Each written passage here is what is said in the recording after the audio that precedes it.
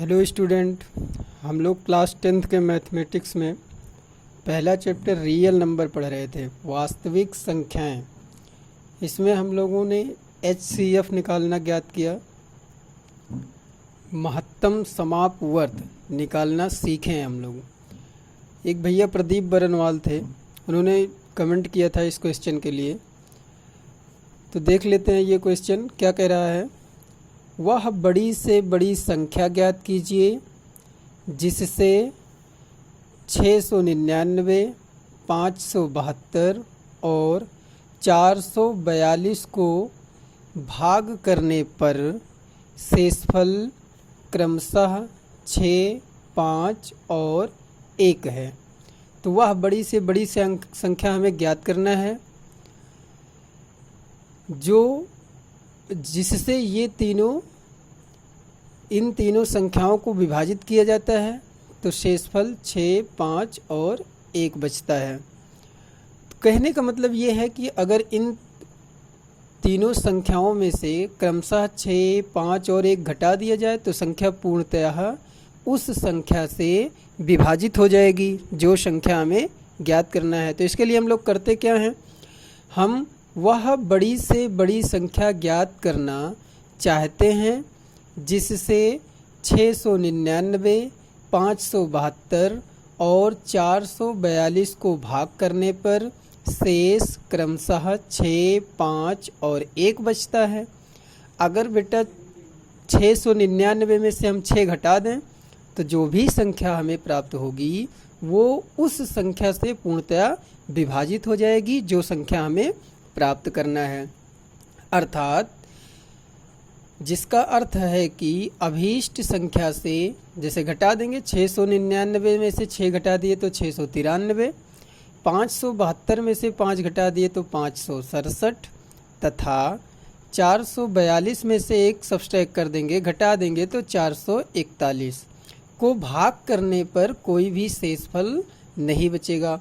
उस संख्या से हम जो संख्या हमें ज्ञात करनी है उससे 693, 567 और 441 को भाग करेंगे तो शेषफल कुछ नहीं बचेगा। तो बेटा हम लोग इसका मासा ज्ञात करते हैं, महत्तम समापवर्त। ठीक है, इसके लिए हम करते क्या हैं, यूक्लिड विभाजन एल्गोरिथम का प्रयोग करते हैं। सबसे पहले क्या करेंगे, दो संख्याएं ले लेंगे। यहाँ हम देखते हैं क्या, 693 इज ग्रेटर देन 567। 693 बड़ी है किससे, 567 से। तो 693 को हम 567 से भाग दे देंगे। एक बार भागफल गया, घटाने पर कितना आया, 126।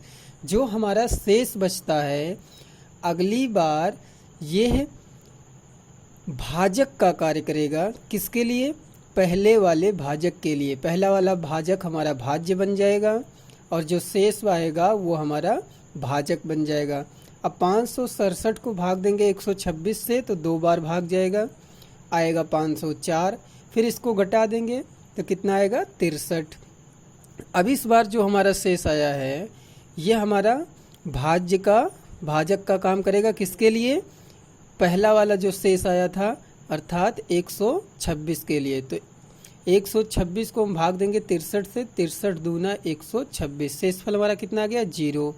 जब तक 0 शेषफल नहीं प्राप्त होगा बेटा तब तक हम ये प्रक्रिया करते रहेंगे। आइए देखते हैं, इसको इस तरह से लिखते हैं, 600 भाज्य बराबर भाजक गुणे भागफल धन शेषफल। 693 को भाग दिया था, भाजक क्या था 567, भागफल कितना था 1 था ये, और शेषफल 126। अगली बार फिर हमारा 567 ठीक भाज्य हुआ था, 126 भाजक हुआ था और भागफल हमारा कितना आया था,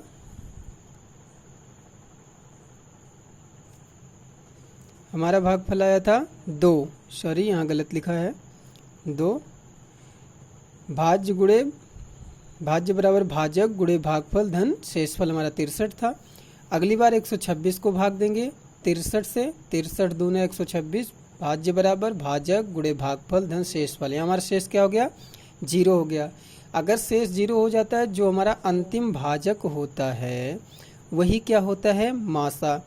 तो महत्तम समापवर्त किसका 567 और 693 का कितना आया 63 आ गया। अब इसी प्रकार से अगली बार हम 63 और 441 का मासा निकालेंगे यूक्लिड विभाजन से।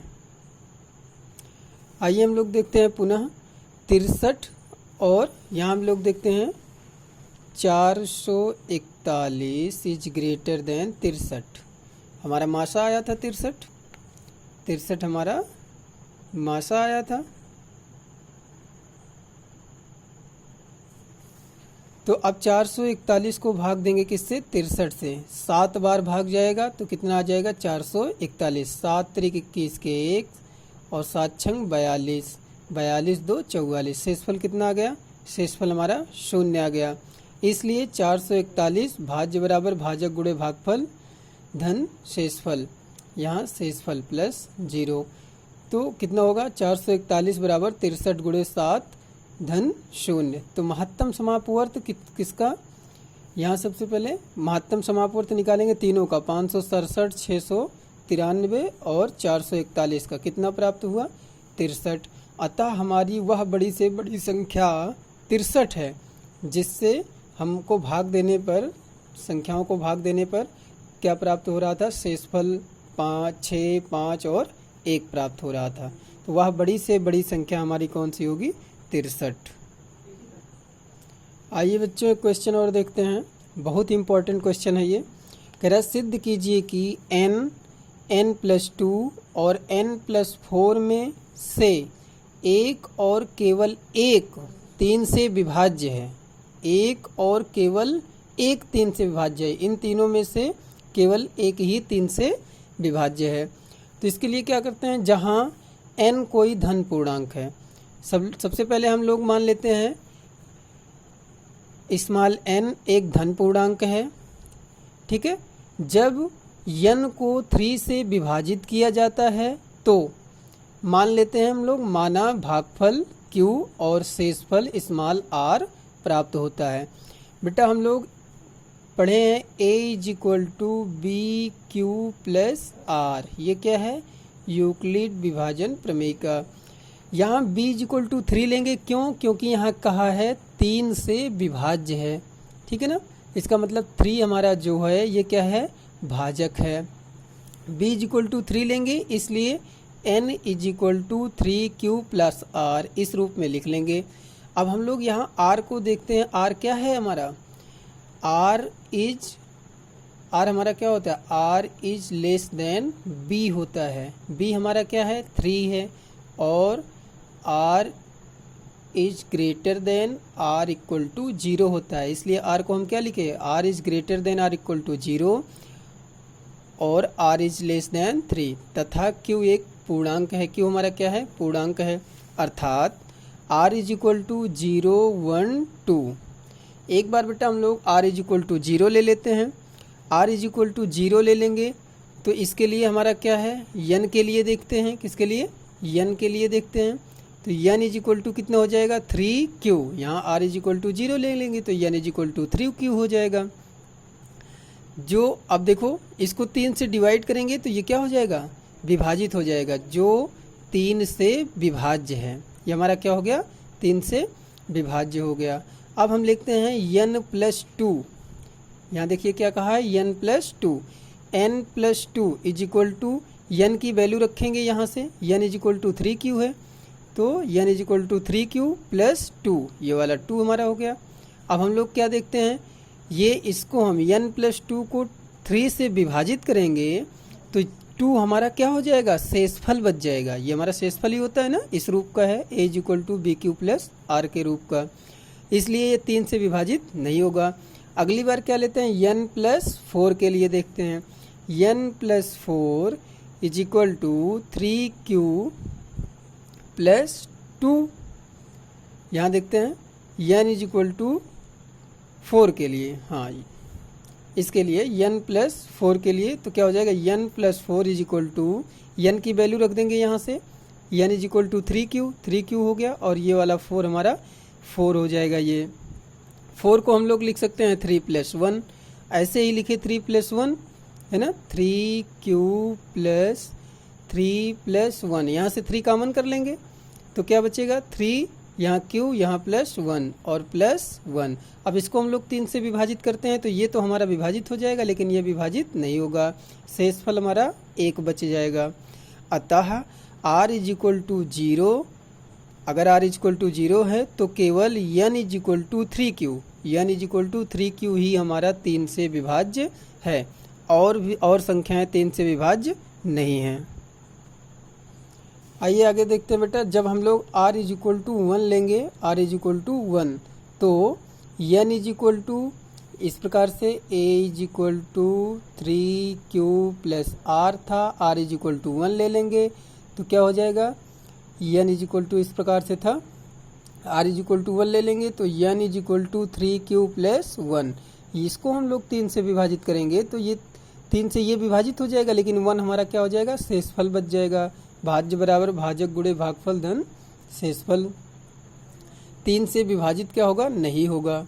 अगली बार n प्लस 2 लेते हैं तो n की वैल्यू कितना है, 3q प्लस 1 और ये हमारा 2, तो कितना हो जाएगा 3q प्लस 3 कॉमन कर लेंगे तो क्या हो जाएगा 3q प्लस 1। ये देखो 3 से इसको डिवाइड करेंगे तो ये 3 से बेटा विभाजित हो जाएगा, डिवाइड हो जाएगा, इसलिए n is equal to n plus 2 is equal to 3q plus 1, जो कि 3 से विभाज्य है। बेटा इसमें क्या हुआ, 3 से विभाजित हो गया। अब n प्लस 4 लेंगे तो n की वैल्यू 3q प्लस 1 रख देंगे तो 3q प्लस 4 ये 5 हो गया, 3q प्लस 5, यहाँ 3 से डिवाइड करेंगे तो हमारा शेषफल कितना बच जाएगा 5, जो कि 3 से विभाज्य नहीं है। अतः r इज इक्वल टू 1 पर केवल n plus 2 is equal to 3 into q plus 1 3 से विभाज्य है। ये वाला हमारा क्या था, 3 से विभाज्य था। जब r इज इक्वल टू 2, क्योंकि r हमारा कितना था, 0 था, 1 था और 2 था, जब r इज इक्वल टू 2 तो n is equal to 3q plus 2, n is equal to यहाँ वैल्यू रखेंगे इसमें तो n is equal to 3q plus 2 हो जाएगा। ठीक है, r इज इक्वल टू 2 रखेंगे तो हम देखते हैं जब इसको डिवाइड करेंगे बेटा तो ये तो इसमें शेषफल कितना आ जाएगा 2, जो कि 3 से विभाज्य नहीं है। अगली बार n प्लस 2 के लिए देखते हैं, n प्लस 2, यहाँ देखो 3q प्लस 2 ये वैल्यू रखी गई n की, ठीक है, और 2 ये वाला हमारा 2 था तो कितना हो जाएगा 3q प्लस 4। अब 3q प्लस 4 को लिख सकते हैं 3q प्लस 3 और प्लस 1, इस 4 को 3 प्लस 1 में तोड़ दिए तो क्या होगा 3 कॉमन हो जाएगा यहाँ से, तो 3q प्लस 1 प्लस 1। अब इसको 3 से डिवाइड करेंगे बेटा तो क्या होगा, 1 हमारा शेषफल बच जाएगा। अगली बार क्या करते हैं, जो कि 3 से विभाज्य नहीं है, फिर ये 3 से विभाज्य नहीं होगा।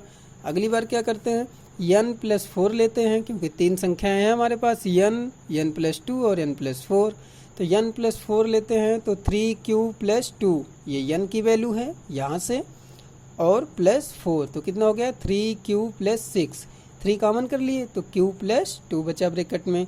अब इसको डिवाइड करेंगे हम लोग 3 से तो ये कैंसिल हो जाएगा, n plus 4 is equal to 3q plus 2, जो कि 3 से विभाज्य है। ठीक है, अतः r इज इक्वल टू 2 पर केवल n plus 4 is equal to 3 into q plus 2 3 से विभाज्य है। इस प्रकार n प्लस 2 व n प्लस 4 में से एक और केवल एक 3 से विभाज्य है। ये बेटा हमारा प्रूफ था। ठीक है, आप लोगों को समझ में आया होगा। अगर नहीं कोई समस्या है तो आप लोग कमेंट करके पूछ सकते हैं, और आप लोग हमारे चैनल को सब्सक्राइब करिए, अपनी कोई भी समस्या पूछ सकते हैं। बहुत बहुत धन्यवाद।